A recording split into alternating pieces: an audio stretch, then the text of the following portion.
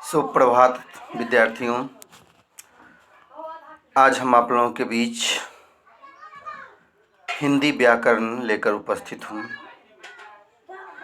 हिंदी व्याकरण किसी क्लास का होता नहीं है, इसलिए इस वीडियो को क्लास 4 से 9 तक के सभी स्टूडेंट ज़रूर सुनें। फर्स्ट चैप्टर भाषा, व्याकरण, लिपि। भाषा शब्द की व्युत्पत्ति भाष धातु से हुई है। भाष का अर्थ बोलना, अर्थात भाषा पहले सिर्फ बोली जाती थी। सृष्टि के विकास के साथ साथ अब भाषा लिखी भी जाती है। यानी हम लोग भाषा का परिभाषा इस प्रकार से दे सकते हैं कि भाषा वह माध्यम है जिसके द्वारा हम अपने मन के भावों और विचारों को एक दूसरे के सामने व्यक्त करते हैं। भाषा का परिभाषा क्या देंगे कि भाषा वह माध्यम है जिसके द्वारा हम अपने भावों या विचारों को दूसरे के सामने प्रकट करते हैं, व्यक्त करते हैं। भावों और विचारों का आदान प्रदान करना ही भाषा कहलाता है। भाषा के वैसे 3 रूप होते हैं, लेकिन मुख्यतः भाषा के 2 रूप ही होते हैं, मौखिक भाषा, लिखित भाषा और सांकेतिक भाषा।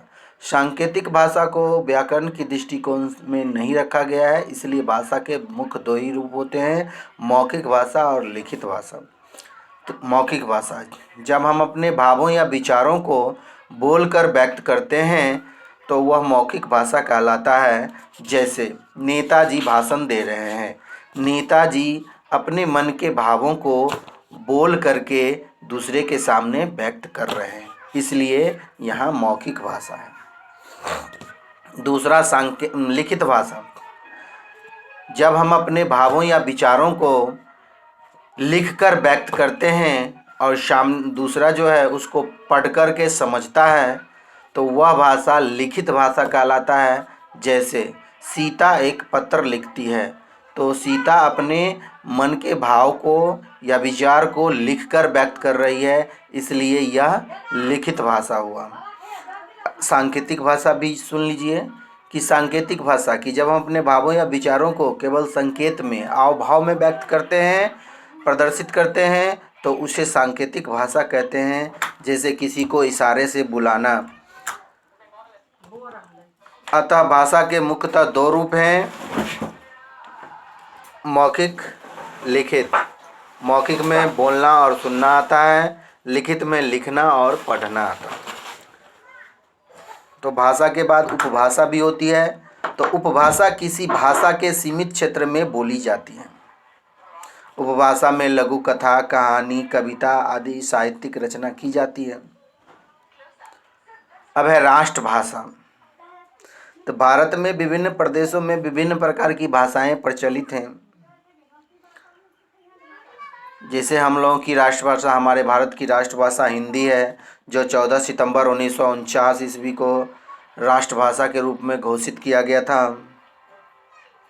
अब बोली, भाषा के क्षेत्रीय रूप को बोली कहते हैं। भाषा के क्षेत्रीय रूप को बोली कहते हैं कि अलग अलग क्षेत्रों में बोली जाने वाली भाषा जो है वो बोली के अंतर्गत आता है। जैसे हम लोग बिहारी हैं, हरियाणवी वो अवधी हुआ, भोजपुरी हुआ, राजस्थानी हुआ, उड़िया हुआ, मलयालम हुआ, ठेठी हुआ, क्या कहते हैं, भोजपुरी हुआ। तो ये सब कौन सी भाषा नहीं, ये बोली के अंतर्गत आता है।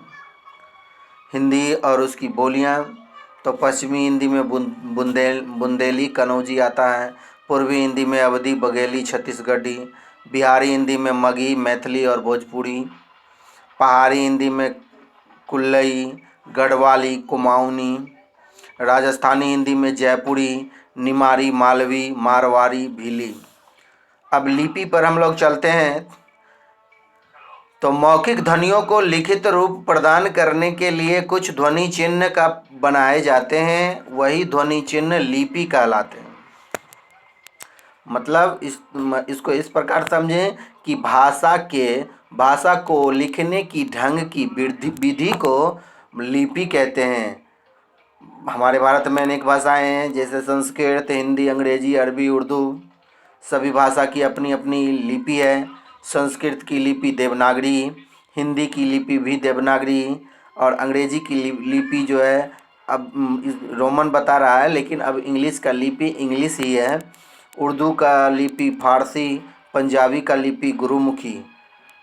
अतः हम इस निष्कर्ष पर पहुंचते हैं कि अक्षरों या वर्णों के चिन्हों को लिखने की विधि लिपि कहलाती है।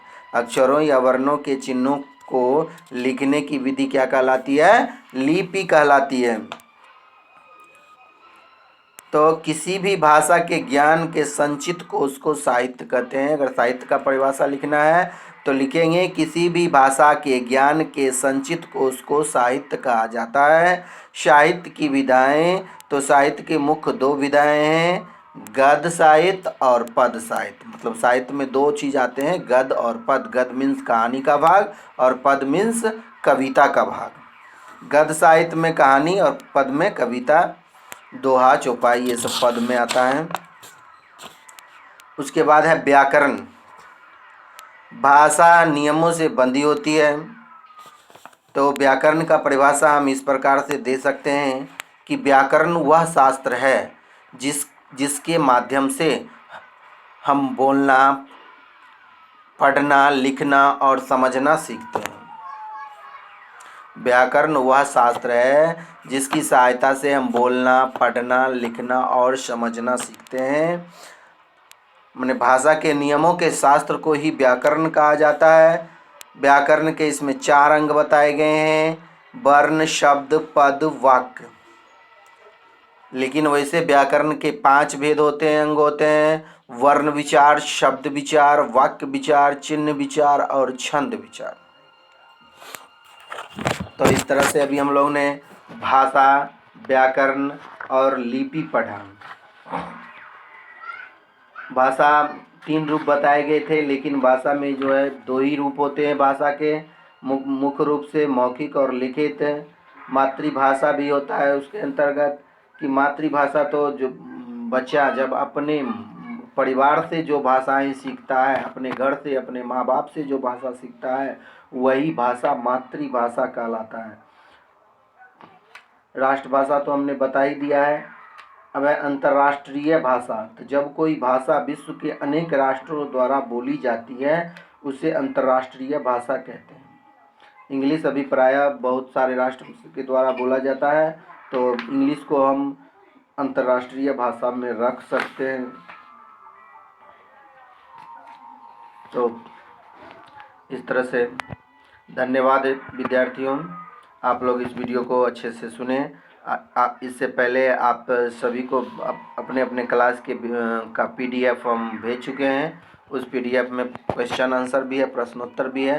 तो अपने अपने कक्षा की बुक के चैप्टर, प्रथम चैप्टर का, पहला चैप्टर का क्वेश्चन आंसर बना करके ये ग्रुप में ज़रूर डालिए। धन्यवाद।